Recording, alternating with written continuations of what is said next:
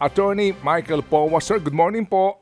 Sir Ted, magandang umaga po at magandang umaga rin po sa ating mga kababayan. Magandang umaga rin, Ma'am PJ. Opo, salamat sa panahon. Attorney, ano po ang balak ninyo dito po sa COA disallowance notice because you're given 6 months to answer these particular findings of COA? Opo. Thank you, Sir Ted, for bringing that up. Definitely po, no? At sabi nga natin, hindi pa naman tapos yan, hindi pa final. So we are now preparing to appeal yung ating disallowance na sinasabi. That's why, if I may already interject now, no?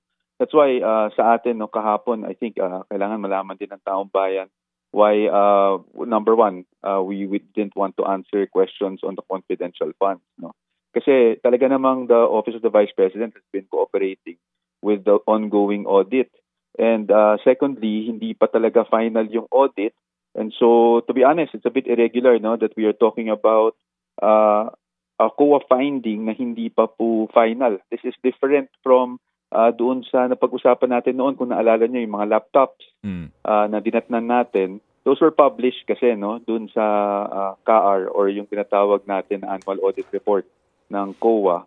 Whereas ito, these are AOMs, these are, well, in fact, in this case, a notice of disallowance na hindi pa naman po final. And that's why, usually, hindi naman po pinag-uusapan yung mga ganito because number one, obviously, COA is the one that has jurisdiction kung ano talaga, mag-decide, no? Kung talaga bang may pagkakamali ang ahensya, so on, so forth. And hindi pa po tayo, wala pa po tayo doon because meron pa po tayong appeal within COA itself, no, which is the COA Commission proper at this point. Okay. Opo. Sige po. So kung kayo po'y aapila, kailan po niyo ihahain ito? Pinaghahandaan lang po, Sir Ted. Hindi ko po masabi yung date, but definitely within the time period prescribed, no, under the rules ng COA. Opo. Pero si Vice po kasi kahapon, ang dating niya kasi iniiwasan niyang pag-usapan ito at ang dating din po sa mga nanonood na para bagang hindi niya kinikilala ang poder ng Kongreso na busisiin po itong isyong ito considering po na, you know, as we all know, Congress is the vanguard of the coffers of the people, so may poder sila. Paano po? Opo. Well, number one po, hindi naman po sa hindi kinikilala dahil kaya nga po, no, precisely, nagsabi po ang ating Vice President na she will defer to the wisdom of Congress pagdating sa approval or disapproval ng kanyang budget. Pagdating naman po sa ating budget proposal, lahat naman po ng detalye nandun sa mga submissions ng OVP even before the budget hearing, and then nandun naman po sa ating mga presentation kung saan gagamitin. But yesterday, no, karamihan po ng mga tanong ay really on the confidential funds, no, which nabanggit din natin ng Vice President, no, nagsabi siya na hindi to sa kanyang pananaw, hindi na to germane doon sa topic ng 2025 budget proposal kasi unang-una sa 2024 pa lang po, no, wala na tayong confidential funds at sa 2025 wala man lang any proposal as to confidential funds. At usually, syempre, we do understand that we look at budget allocation and utilization. But the purpose of that is to compare it, no, and to see if it would be right to provide the same budget or even additional budget for that certain item. Pero sa pagkakataon na ito, wala naman kasi talagang 2024 at wala na ring proposal for 2025. But natanong niyo po, no, yung ating sinasabi na COA issues na nilalabas kahapon.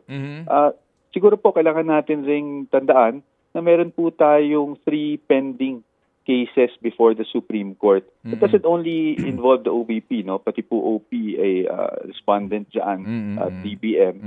And these are all pending. At as you know, pag pending ang isang kaso, no, meron tayong tinatawag, although technical siya, no, na sub judice rule, na hindi dapat pinag-uusapan because it may be prejudicial to the parties. Kumbaga, because nagkakaroon ng public discourse, naapektuhan yung mga kaso. Maaaring magkaroon, malapit man o malayo, ng influensya doon sa magiging kalalabasan ng kaso. Pangalawa, yung ating pong COA is again, is still ongoing. So hindi pa po siya final at hindi po magandang mapag-usapan. At nangyari nga ngayon, no, na nagkaroon ng ganyang usapin kahapon, ang nangyari is nagkakaroon ng public discourse tuloy doon sa isang bagay na meron pa naman pong karapatan ang OBP na mag-appeal, hindi lang sa commission proper but even after that sa Supreme Court. Bigyan ko lang kayo ng mabilis na example, Sir Ted. No? I don't also want to take up too much of your time, but ang AOM naman kasi regular yan, no, sa government agencies. Nagkakaroon tayo ng AOM, nagkakaroon yan ng initiatory step, may mga gusto ang COA na linawin ng ahensya, at tayo ay nagbibigay ng explanation. Pagkatapos ng AOM, pwedeng magkaroon ng notice of suspension or notice of disallowance. At dyan po, hindi pa rin po final yan. Kailangan pa rin mag-explain at magbigay ng either supporting documents ang ahensya para mapatunayan na wala pong irregular. And in fact, sa DepEd, as you know, nabanggit na rin naman kahapon, nagkaroon din kami ng AOM, no? And then after the AOM, the COA, of course, thankfully found our explanations to be satisfactory. Kaya po nag-issue ng credit notice, which means na tinatanggap nila, no, yung ating explanation at itinaterminate na nila yung kanilang findings ukol dito. Pero on the same fund. Pero attorney, it is practice sa Kongreso na kapag po budget hearing, lahat po halos nga kumukuha ng kopya ng COA audit report sa iba't ibang government agencies para nga to confront the agency concerning ito pong mga sinasabing disallowance. Bagamat hindi pa po ito final. Kasi nga ang punto po dito is that before ka humingi ng panibagong budget, tanungin ka muna namin saan ba napunta yung unang budget. In this case po, 2019 ang abiso po ng Committee on Appropriation. So, it follows na may karapatan, tama ho ba, may karapatan ng Kongreso na magtanong sila dito po sa Vice Presidente sa usapin na ito, bagamat may pending case po ito because again, ito po ang pulder ng Kongreso. Do you recognize that? Well, sir, yung what I can say is yung mga nakukuhang report, yung mga kahit last year po natanong din po ako nung DepEd pa po ako ukol sa audit findings, no. But these are part and parcel of yung tinatawag nating annual report ng COA, which is actually published kasi. No? And but pagdating kasi dito sa bagay, lalong-lalo na sa confidential fund, hindi po siya na-publish pa, no? At this precisely because ongoing siya. In fact, Sir Ted, yung Supreme Court sa case ni Bellica versus Tan, no, even held na and upheld yung rules ng COA that the notice of disallowance shall be limited, yung pagbibigay niyan ay shall be limited to the parties directly interested, no, meaning yung ating auditor, yung ating auditee at yung official ng mga agencies concerned. Precisely because sabi ng ating Supreme Court doon, because this is to afford yung ating agencies the opportunity to appeal. So yun lang po ang ating pananaw. Sige po. So attorney, sorry po, ito na lang po. Kasi ang lagi pong sinasagot kahapon ni Vice Presidente is, and I quote, I will forgo the opportunity to defend the office of the VP 2025 budget proposal by itong Q&A, no? I will leave it to the House of Representatives to decide on the proposal as presented. Ito, nangangahulugan ba dito, sir, na bahala na ang Kongreso kung aprobahan nyo o hindi, kahit hindi na siya sumipot sa hearing? Well, ang sa kanya naman po, yung sa hindi pagsipot sa hearing, hindi naman namin po napag-usapan yung ganyang bagay at all, yung hindi pagsipot.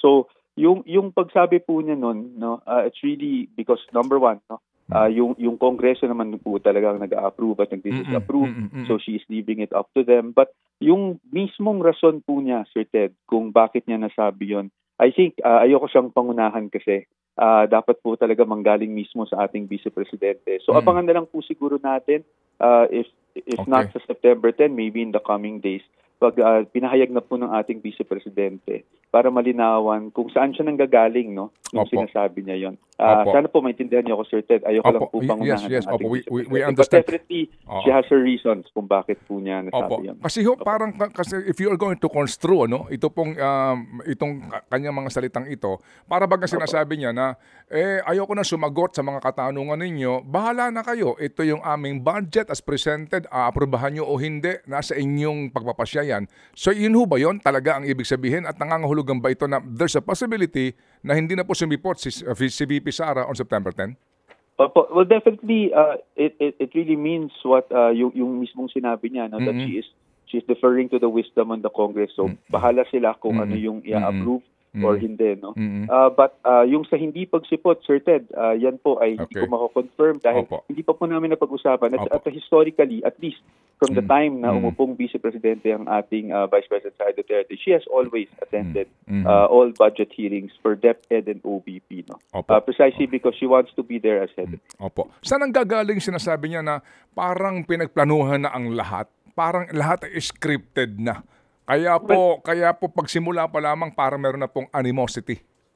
Well, Sir Ted, number one, I think nabanggit naman niya na may mga kakilala pa rin naman siya at kaibigan sa House of Representatives. Although, syempre, no, bilang isang kaibigan, she does not want to breach yung trust, no, na between her and her friends. But yung pangalawa, I think nakikita naman kahapon, no, dun sa pananaw ng ating Vice Presidente na planado, because definitely may ready PowerPoint presentations, no, may mga nakahanda na, but yun ang pananaw ng ating Vice President, no, and taong bayan na lang siguro po ang humusga kung saan ang pinanggagalingan niya at kung nakikita nila or if they share yung ganyang pananaw. But sa atin, no, gusto lang natin i-explain. As a spokesperson, mahirap din po magkomento sa mga congressmen na binoto din talaga ng tao, no? Sa vice president na binoto ng tao. But siguro we will leave that to the public. But ang sa atin, we really need to explain, lalong-lalo na yung issue ng notice of disallowance na umiikot kasi ngayon, no, yung mismong, I think there's a copy that's going around na hindi po pa final yan, and it really affects and is prejudicial to the agency. Pag yung mga ganyang bagay, nagkakaroon tayo ng prejudgment, no, na hindi pa po final at hindi pa po nakakapagbigay ng another response yung ating OBP, which is provided under the rules of COA. Opo. How serious is the impeachment complaint na sinasabi? I think, Sir Ted, I think mas magandang matanong yan sa mga members of Congress kasi sa kanila naman po nagmumula yan. Sa atin, all we can say is nasabi naman ng ating Vice President na may mga ugong-ugong na ganyan na nakarating sa kanya. At meron na rin mga nasabi rin niya kahapon na publicly may mga nagsabi naman na may plano silang mag-file ng impeachment. Although, syempre, these are things said in interviews, no? But sa atin, I don't want to comment on how serious it is or kung talagang may ganyan. But it's more of, we are ready kung dumating man. Siyempre naman tayo, sasagot lang talaga tayo kung ano man yung mga paratang. Okay. So, Attorney, kami po muli pong tatawag sa inyo para makuha ang panig po ng ating Vice Presidente. And we appreciate sincerely you finding time to join us this morning. Of course, Sir Ted. Maraming salamat din again for the opportunity to at least bigyan linaw kahit pa paano yung mga bagay na nangyari kahapon. Opo. Salamat na marami, Attorney, and Godspeed. Thank you. Si Attorney Michael Powa po ang spokesperson ng tanggapan ng Vice Presidente. Ted Filon at DJ Chacha. Ngayon, nasa Radyo 5, 92.3 News FM. Monday to Friday, 6 to 10 a.m.